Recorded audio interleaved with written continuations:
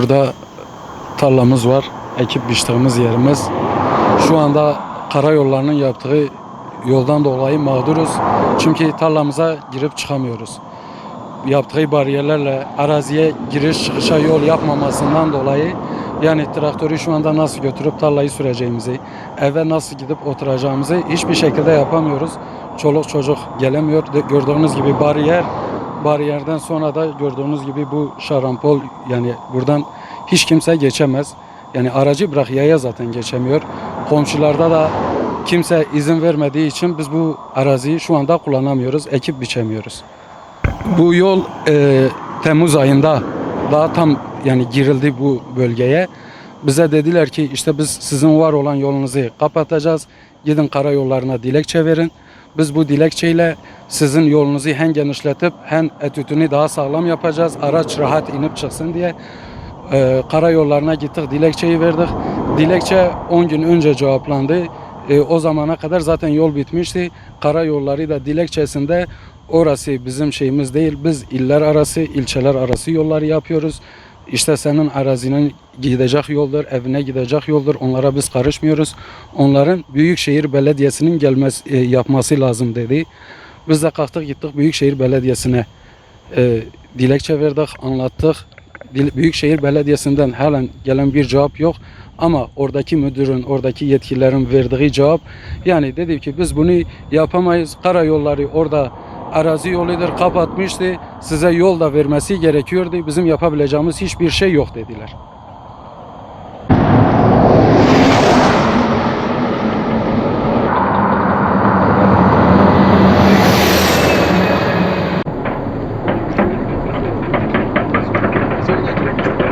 Bu köyde oturuyoruz. Bu yol yapılmadan önce de bu köy iki taraftır. Yani hem yolun sağında hem solunda yaşayan insanlar var. Şu anda bu tarafta 4-5 eviz. Biz buraya şu anda araçla evlerimizin önüne gidemiyoruz. Duvar yapılmış. Ondan sonra bariyerler çekilmiş. Yani evimize yetişebilmek için kayalıklardan gördüğün gibi bu toprağın üzerinden yarın öbür gün kışı var, çamuru var. Biz hani bir hastalık var. Geçiş yapamıyoruz. Annem babam da yaşlı var burada. Şeker hastası, tansiyon, 80 yaşındalar. Daha önceden ambulans kapıya gelip tedavi ediyordu, iğnesini yapıyordu ve hastaneye götürüyordu.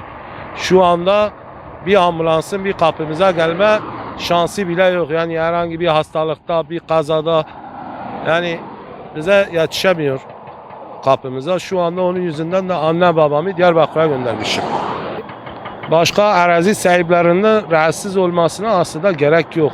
Karayolları kendi yaptığı yolun çevresinde zaten belirli bir alan kamulaştırıyor.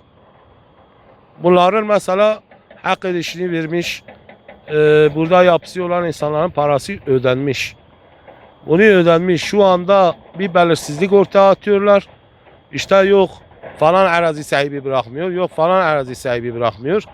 Biz köylüleri yan yana hepsini getirdiğimiz halde mesela itiraz eden kim? İtiraz eden olmadığı halde yetkililerin bize verdiği cevap yok, bazıları bırakmıyor. Yani benim de onlara kelimem burada şahıslar kurumların üstünde midir? Yoksa hani kurumlar bireysel mi çalışıyor? Yani bu soruyu da onlara sormak istiyorum. Yetkilileri kimse. Yani burada yaptıkları bu arbededen dolayı insanların arasında tatsızlık, huzursuzluk çıkaracaklar. Burası bizim toprağımız, yerimiz. Bizim burada evimizin kapısına rahat gidebilmemiz lazım, gelmemiz lazım. Burası bizim yaşam alanımız. Yani bunu göz önünde bulundurmaları ve gereken neyse, yani bu bir devlet kurumudur, gelsin burada yolu yapsın. Yani ben yetkililere sesleniyorum. Hani burada daha ileride de daha kazalı bir durum veya daha kötü bir durumlar olmadan sesleniyoruz. Gelin yapın.